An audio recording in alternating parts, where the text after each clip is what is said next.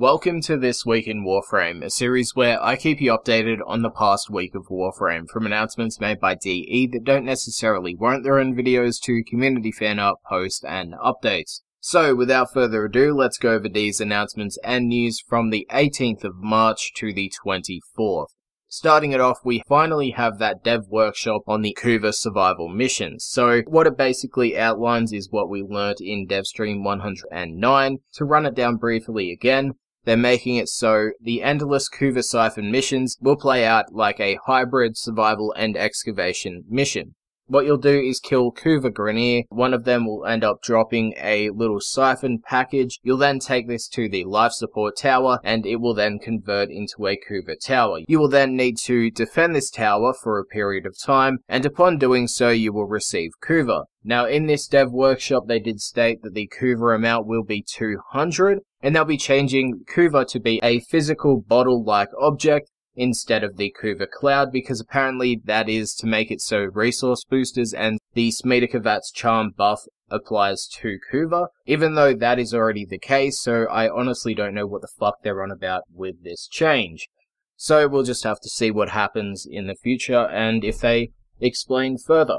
Now, besides the information that we already know from last week's dev stream, they're making some changes to the Kuva Guardians. First off, they're making it so there's no stun phase. So no pressing your Void Blast and then Void Dashing through them. It will now just be a Void Blast or Void Dash attack to make them vulnerable. And because of this making it easier to make them vulnerable, they stated that they'll be buffing the health of the Kuva Guardians. So what they're doing is increasing the base health from 300 to 400, as well as making it so the Kuva Guardians will now have the same vulnerabilities as the rest of the Grenier. Besides that, there's some minor little changes such as increasing the fire rate of their twin Rogers and adding a red glow around the Kuva Guardian to depict when it is invulnerable. Anyway, that is the dev workshop on the upcoming Endless Kuva Survival. And I just want to state my opinion again. If they don't buff the spawns, which they did kind of state here, they did state that they'll be removing cramped and maze-like Kuva Fortress tiles, as well as repurposing the Kuva Fortress Defense tile and Kuva Fortress Survival with improved enemy navigation and traversable areas. Hopefully this is the fix that I'm looking for, making it easier for enemies to spawn, have an actual survival experience when playing solo. But if that doesn't end up being the case, then this is going to be dead on arrival for me. Especially if they don't also buff the Kuva amount that you get per tower. Once again, we'll just have to see what happens in the future. Moving on, we had some downtime during the weekend, and because it was a Barricatier weekend, they extended Barrow by 24 hours. And that is probably over by now, but the main topic here for players that had boosters, and they probably just purchased some or whatever, they're looking into refunding or providing that extra time that you lost back onto your account.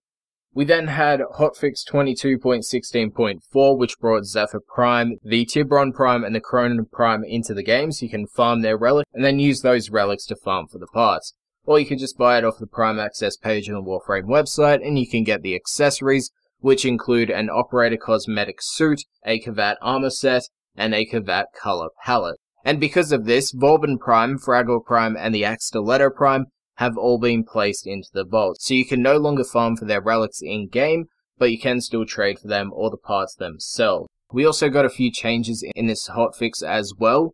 They added an Edit Next Previous Capturer Position button when in the Advanced Capturer Control menu. They made some changes to Exodia Force. The melee combo multiplier will now apply to the Radial Blast of Exodia Force, which fixes Exodia Force not scaling off of modded damage. They increased the status chance from 5, 10, 15, and 20% to 5, 20, 35, and 50%. They changed the damage from 80, 100, 120, and 150% to 50, 100, 150, and 200. And they changed the radius from 5, 6, 7, and 8 meters to 3, 4, 5, 6 meters. Besides that, we had some more changes. You can now use transference in your dojo. They once again opened some more previous locked treasure walls in the void.